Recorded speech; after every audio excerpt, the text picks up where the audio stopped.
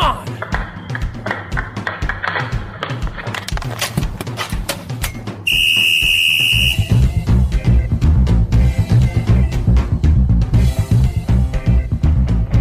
Welcome to the inaugural episode of the Hit the Deck podcast, where we talk deck hockey, street hockey, ball hockey. It's hockey in sneakers. It's opening night, and we have a lot to talk about. But first, tonight's starting lineup. In goal, I am number 35, the American Rhino, Gary McComiskey, and my illustrious co-host. On defense, number 4, I'm James Sajazi. All right, James, are you as excited about this podcast as I am?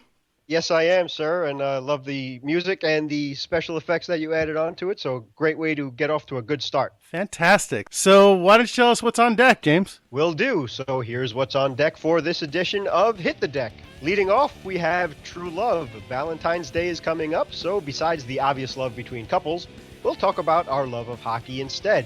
From there, we'll take a step into the training room, and with WWE superstar Daniel Bryan's retirement being in the news this week, we think that concussions are a hot topic. From there, we'll take a peek into the gear bag, where Mr. Rhino Mac himself will tell us about his review of folding nets that he tested out. And around the dial, our podcast was mentioned during Super Bowl 50, and it didn't even cost us a cent. Not bad considering a 30-second spot cost advertisers $5 million. And that's what's on deck. Thank you, James. That's a lot of money. Yes, it is. We're quite a long way from that, but nonetheless, we were able to finagle our way into, about 111 million viewers or something like that? Yeah, so, I don't know. You're the ratings guy. Yeah, so pretty cool. All right, so True Love, right? Yes, sir. Yes, sir. Again, just one of the things that popped in our heads is one of the reasons why we're doing this podcast is that we love hockey, playing hockey, talking hockey, and so on and so forth. So Valentine's Day kind of inspired that. And again, I've been a hockey fan for quite a long time. I love playing it. It's a ton of fun to play, blessed with the ability to run around and do so, which people may take for granted, too, something that I try not to, but obviously not good enough to be in the NHL, but kind of good enough to play deck hockey with you guys.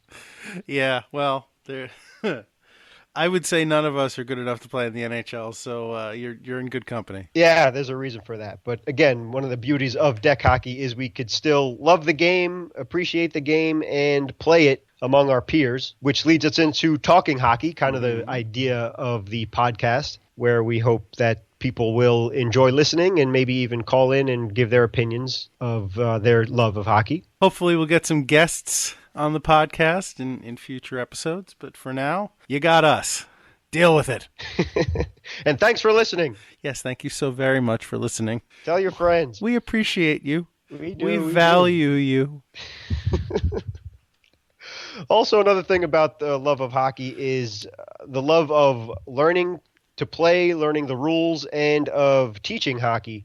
Speaking of loving hockey, the love of learning and teaching the game. And quick background for me, I started picking up playing hockey when I was in high school regularly. And the friends that I was with at the time were more than generous with their knowledge and teaching the game and helping us out and building each other's confidence up and kind of encouraging us to play the game, which, as a lot of people may know out there, that at least in America, hockey is kind of considered maybe a fourth sport behind the NFL and MLB and NASCAR even. Yeah, and soccer's breathing down its neck, quite frankly. That's true, too. So it's kind of like a fraternal atmosphere, but the people that are hockey fans are passionate about it, they know it, they love it, and they are very generous in sharing their knowledge of it. Yeah, absolutely. Just curious. Yeah, go ahead. No, carry on. I was going to pass it on to you. Curious how you got into playing and becoming a hockey fan in general. Oh, well, as far as getting into hockey, I would say that I got into it around 94 when the Rangers won the Cup, but that's not strictly speaking true because in 94 I was a Knicks fan and I was watching Patrick Ewing and John Starks lose to the Rockets in the finals. I didn't really start watching hockey until a year or two later, and I kind of came into that on my own. I'm not even sure how that happened. I guess I had been watching MSG for Knicks games, and it just kind of was advertised or on, or I really I have no recollection. But like I said, I came to it on my own, and it was something that I enjoyed watching. Nobody in my family was a hockey fan, so it's just something that I adopted as a sport. I guess my second sport. As my basketball love waned, my hockey love improved, and then I got together with my lovely now wife. Her family were big hockey fans, so I became a big hockey fan through them. I kind of rediscovered it through them, and I've been a big Rangers fan ever since. In terms of playing hockey, it was, again, through my wife, actually, my wife's family. We were just hanging out at a 4th of July barbecue one day, and they had played hockey when they were younger, not professionally, but not in an organized fashion, but just among themselves. And they broke out the hockey sticks and a couple crates, I think, and I started playing with them, and we decided we all loved it so much that we were going to do it regularly. So we kind of formed our own informal get-together group, the LIQ, the Long Island Queens Street Hockey League, and I invited James to come out and play with us, and we still are, and now we have a hockey podcast for some reason. Yeah, and I'm eternally grateful for that too, because just a quick background for me, like I said, I started getting into playing hockey in my high school years, so that's 20 years ago. Again, which you've touched on as well, like one of the beauties of sports is that it's something you can share with your family. So like watching the NHL with your parents and or siblings, spouses, children, whatever the case is. So that's a pretty cool thing that your wife is a big hockey fan too. I'm sure that makes things a little bit easier for you if you want to watch the game. I don't think she's going to object to that, so that's cool. Oh yeah, it's great. Now my daughter, we're getting her into it too. She loves singing the Rangers goal song and goal, hey, hey, hey, hey, hey. Always joins in whenever they score. It warms my heart. I'm doing something right. Amen to that. And we need more good parents like you guys too to encourage children and the next generation to embrace the NHL and hockey in general and keep it alive and kicking, at least in the States. Obviously in Canada it's doing quite well, and in Europe as well. So we need to kind of catch up with that. But cool stuff. So getting back to how I started playing again in high school,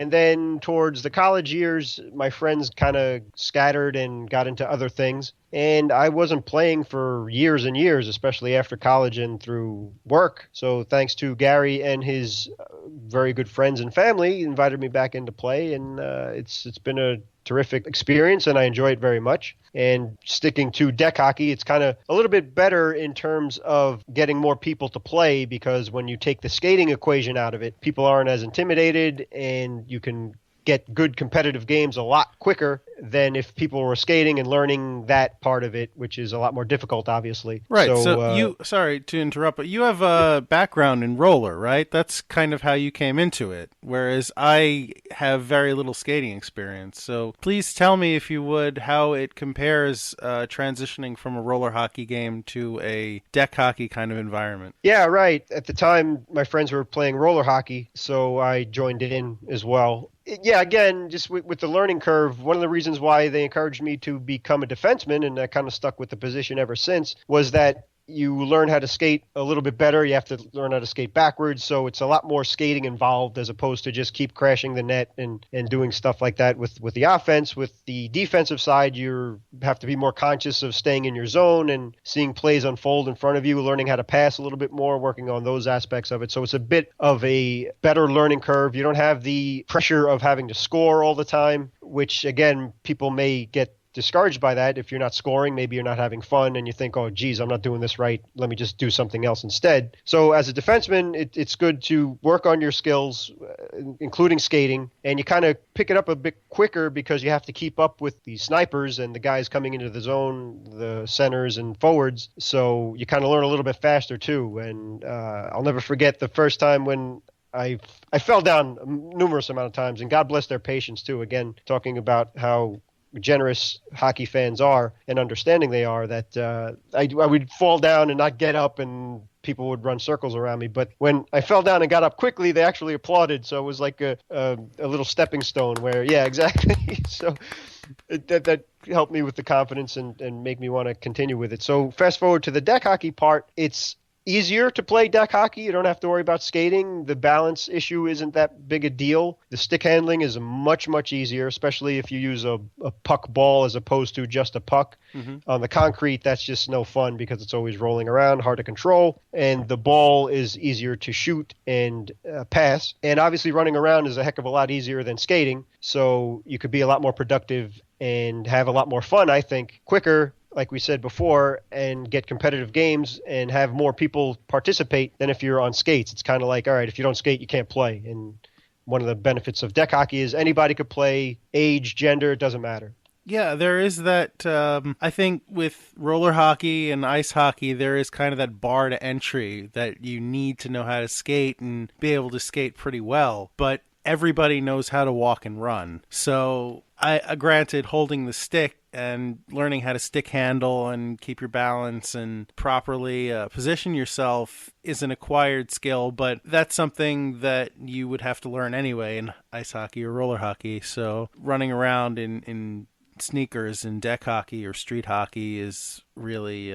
obviously it's easier to get into. Yeah, excellent point, as a matter of fact. When the sport was taught to me, and I think a lot of people would agree with this too, is when you're not playing or not skating, when you're home or in your backyard or something like that, learning how to stick handle and shoot and pass and things like that. I did on sneakers anyway. So once you get the muscle memory down that way, then you put the skates on and you could focus on skating and then combining the two skills. So that's a very good point. Like we said before, you have to learn how to crawl before you learn to walk. So if you're skating or not, you're going to be practicing your stick handling. At least in America, we're on the East Coast over here, so we don't have ice or opportunity to play ice hockey like maybe people in Canada or colder atmospheres can. So we're kind of forced to practice on concrete or whatever anyway. And once you get the muscle memory down for that, then when you're skating, you kind of put the two together and away you go. So yeah, definitely you need to learn how to, well, at least practice too,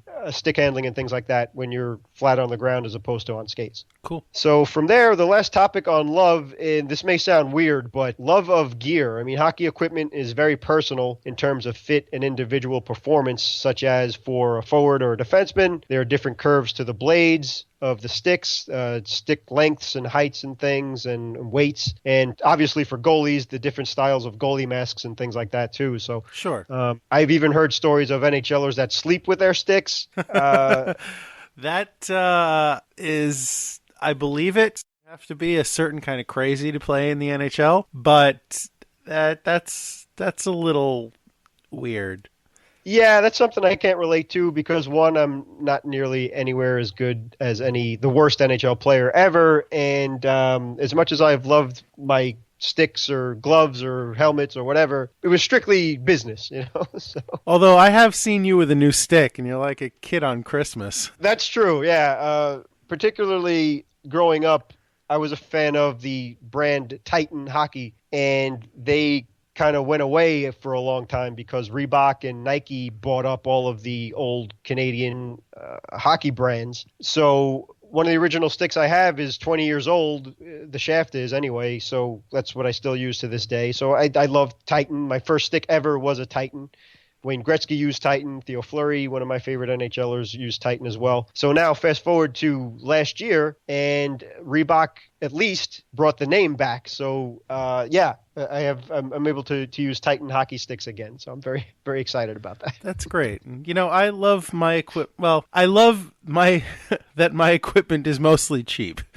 I try and find the most cost-effective stuff that I can find in goal because goal equipment isn't generally cheap, but playing on the concrete and what have you, it's going to get torn up pretty quick. So I try and find stuff that's going to keep but not, break my wallet. But I have to say, I did make my own mask. I painted my own mask, I should say, because I decided that any goalie worth his salt has a custom mask, and I wanted to be a goalie worth his salt, and I didn't want to pay somebody a whole lot of money to paint it for me, so I just kind of learned how to paint it myself, and I think that'll be a topic for a future podcast, but that's something that's very special to me and that I would say I love. And the other piece of gear that I love and I absolutely as a goalie could not live without is going to be my cup. Because That thing has bailed me out on many occasions, and I would not want to play hockey without that either. Yeah, excellent point. Even though it's deck hockey and or quote unquote ball hockey, where you're not using a puck. Yes, being a defenseman, I could relate to that too. It's probably the most important piece of equipment you can have. If you don't have elbow pads or knee pads or helmet, that's fine, but you got to have that cup. Ball hockey, you say? Yeah. Oh, sorry. I walked right into that one, so I deserve that. So well done. All right. So with that, let's take a step into the training room. Okay. And speaking of, you would need to if you didn't have a, yeah. Yeah, singing soprano. Mm-hmm. But if you want to take point on this too, as you mentioned, Daniel Bryan, the WWE superstar, announced his early retirement and because of concussions. So that's kind of a topic in the NHL as well. Yeah, I think it's become a topic in a lot of sports, contact sports. Even if you're not a wrestling fan, it's kind of been something this past week at least that has kind of dominated, at least the early part of the week, the whole sports spectrum, because Daniel Bryan is such a popular wrestler and a lot of sports have kind of adopted his yes chant. Certain teams have adopted his yes chant as something that they use. I think the Islanders use it as part of their goal celebration.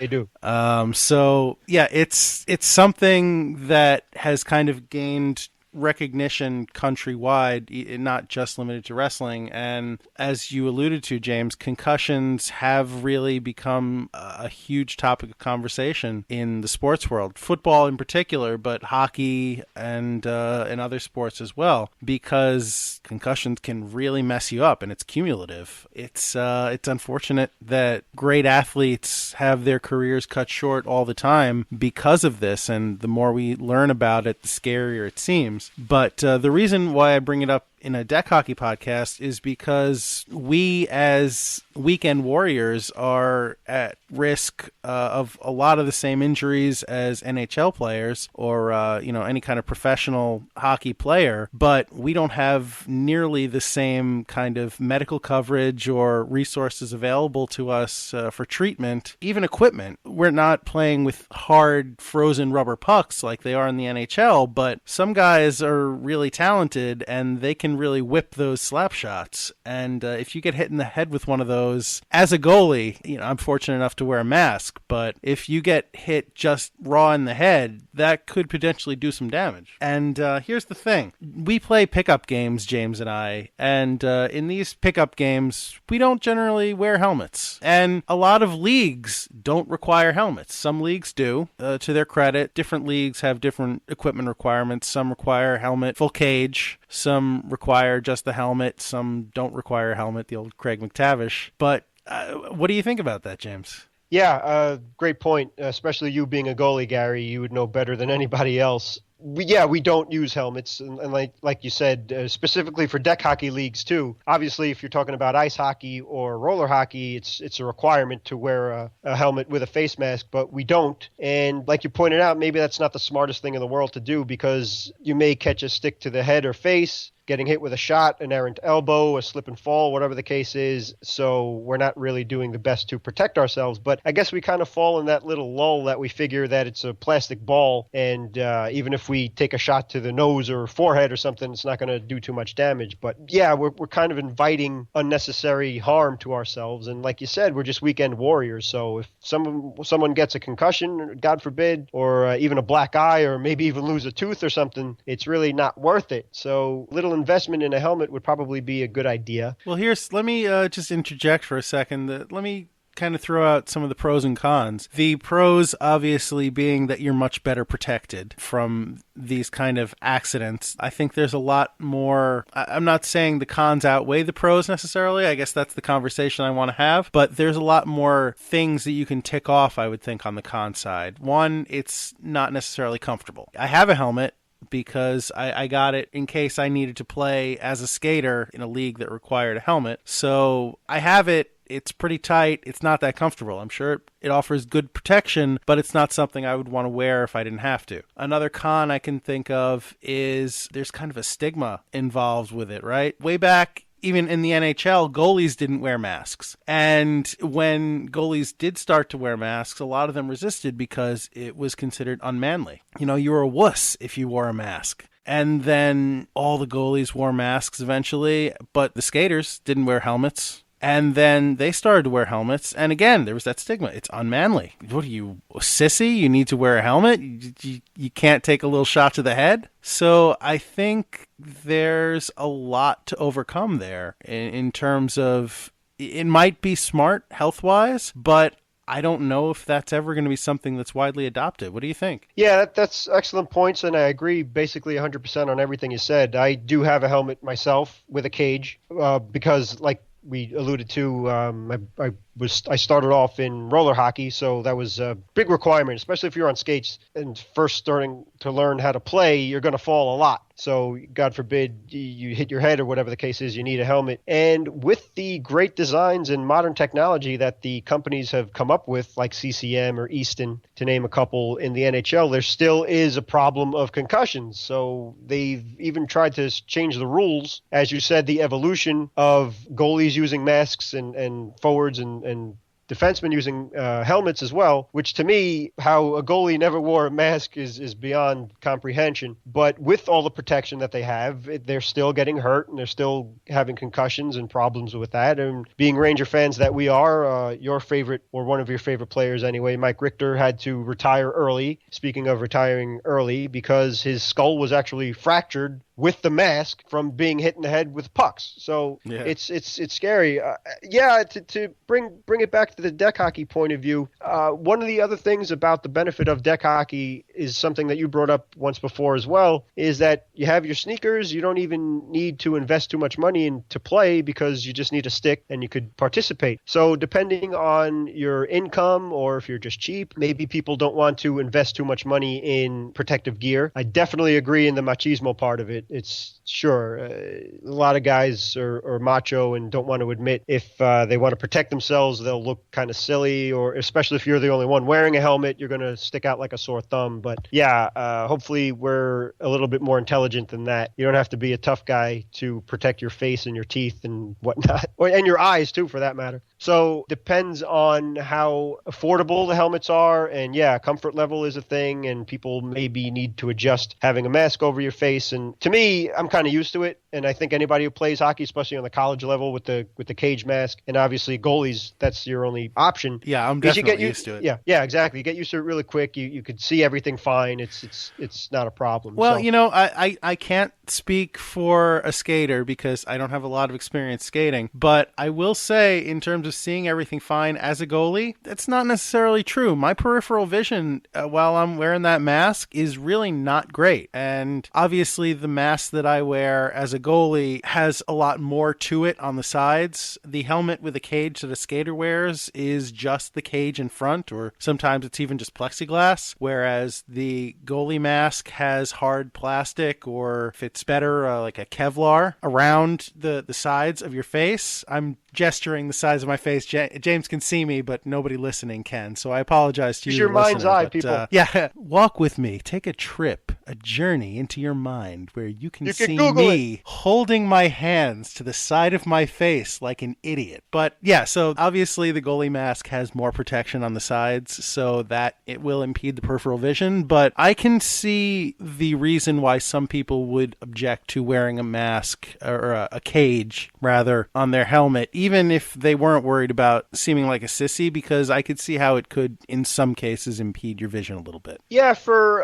a forward helmet, there's not that problem. The cage it covers your whole face, and the plastic part or meat of it really doesn't come into your peripheral vision too much because you have parts that go over your ears. So the cage part is pretty good in design for a forward or a defenseman, in that it doesn't need to be as sturdy, I guess, as a goalie mask would, because in general, you're not facing 100-mile-an-hour shots from frozen pucks. So you can see a little bit better peripherally. So that's something good to know, too, being a defenseman, is that if your goalie has any kind of disadvantage at all, it's up to you as a defenseman to make sure that you're backing him up. And if you think that he can't see out of the left side of his mask, that you're protecting that side just in case or whatever the case is. So yeah, I'm just going to interject there. That's a good pro tip for anybody who's playing hockey, whether you're a defenseman or a forward who's back checking. If your goalie makes a save and the puck kind of careens off to the side somewhere or behind the net, shout out to your goalie where it is, because there's a decent chance that he's not going to be able to pick it up right away. So,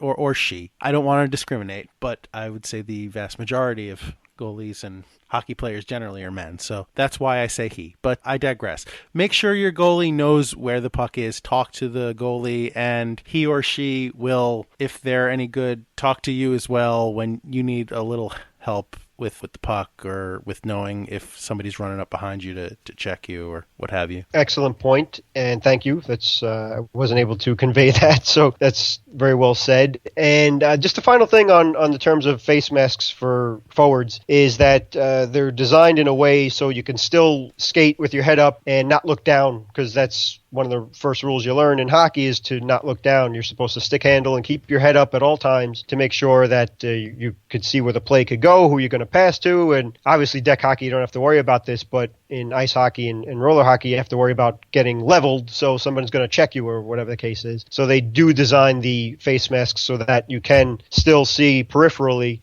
without looking down.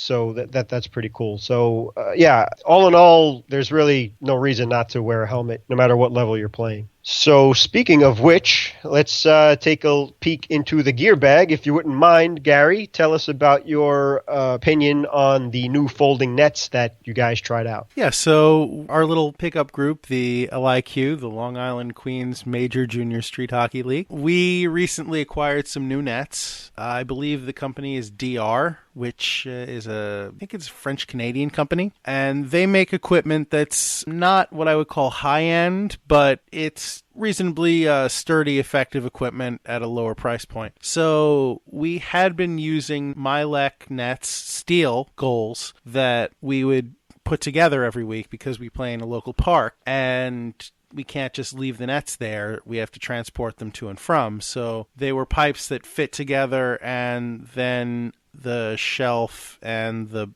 back bar screwed in with Allen keys, bolts with the hex bolts. So then we decided these things are starting to fall apart. We've had them for a couple years already. Let's get some new nets. Let's get some nets that fold. So it's a lot easier and quicker to set up. Unfortunately, the nets do fold, but they only fold flat. So you're still looking at a 4x6 footprint. You just lose the extra 1.5 feet or whatever it is, 2 feet of depth that you have when the net is unfolded. So you're still looking at something that's 4 feet by 6 feet that you have to store. And they're a little flimsy. I would say if you're looking for a net on a budget, if you're brand new to the sport and you want to play with a net that's pretty cheap, I'm going to say, yeah, they will definitely serve your purpose, but don't expect them to be super portable. If you've got like a flatbed pickup or something that you can throw them in, and you've got the room at home in your garage or in your basement or whatever that you don't mind these 4x6 things, then by all means go for it. But if you are somebody who has a limited amount of space, then don't expect that you're going to be able to throw them in a duffel bag, because they do fold, but they don't fold